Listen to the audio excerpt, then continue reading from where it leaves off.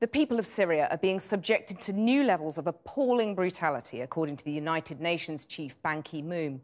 The daily bombardments are unrelenting as the Assad regime tries to keep hold of its capital, Damascus.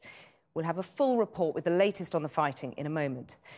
First, though, new efforts to deal with one of the most horrific consequences of that conflict: mass sexual violence against women.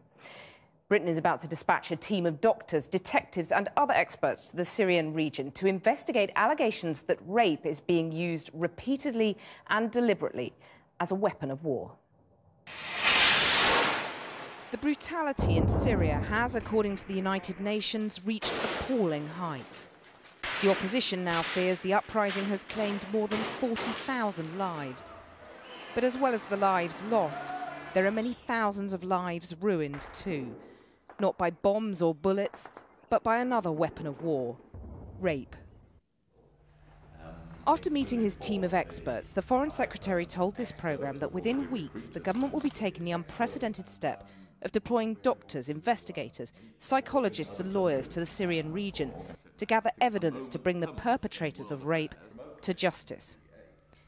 Evidence likely to be gathered too in the Democratic Republic of Congo. Last week, the M23 rebels marched on the city of Goma. Both sides are accused of appalling abuses. Rape has become a fact of life here for 15 years now. This woman was raped in 2002 by the Hutu militia. A decade on, she still fears her attackers will return, so her identity has been concealed. I don't know those people, and I don't know where they are now, and I couldn't follow up, because if I tried to investigate, those people would come back and they'd kill me. It's thought 12% of women in the Congo have been raped at least once, and the figures elsewhere in the world are just as shocking.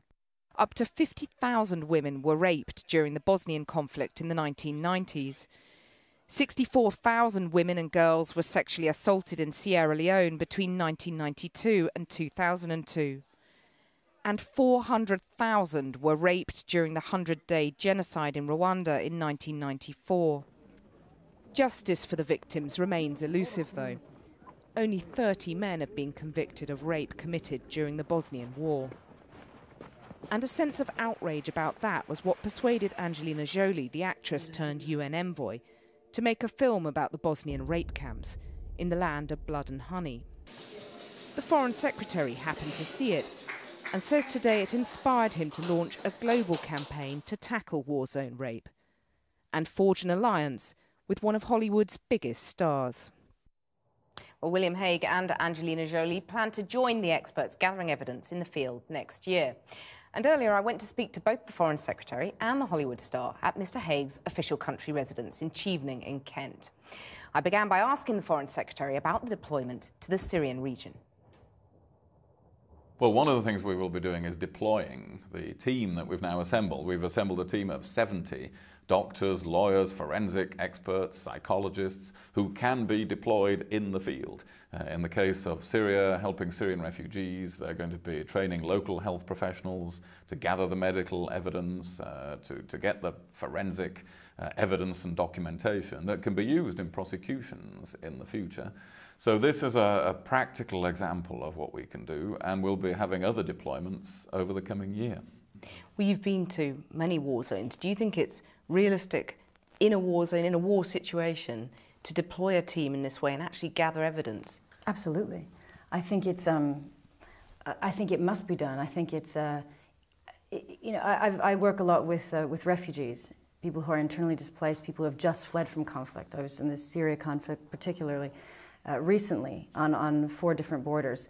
And you meet the people the moment they cross, and they immediately want to start talking. They want to know what's happening to their future. They want to participate. They want to put on record what's going on in the country. They want things not to be missed, and they want to know that one day they'll be able to go home and there will be accountability. And so it matters to them emotionally, and it matters to the future of their country in a legal level that they will be able to find some justice and impunity, move forward, and have their basic human rights protected. Talking about where this is happening now, it's really a kind of cruel coincidence of timing, isn't it, that the trouble in the Congo has sort of flared up at just the moment you're really stepping up this campaign.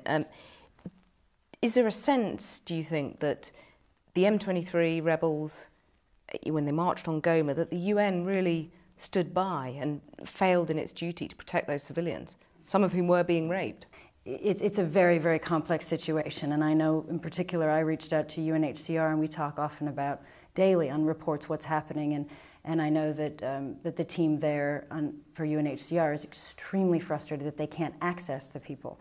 They can't get to the internally displaced people because of the violence until there's a ceasefire, they actually can't reach them. That's a particular part of the UN that brings aid relief and is able to be present, and they can't get there. Is that your understanding, that was the practicalities of the issue that meant that the troops weren't there in sufficient numbers? Of course, the area we're talking about, enormous, the numbers of troops very small, the support from neighbouring states not there. So all of these problems are present there, and the leadership has to come from within the region to sort this out, but the pressure to do that, and if necessary, resources to help to do that, have to come from the rest of the world. You've been to many war zones, Darfur, Iraq, Afghanistan. I've missed many, I'm sure. What did you witness there on this particular issue of rape in the war zone that really sort of inspired you to back this campaign? For me, this campaign came about we came together on a film I'd worked on.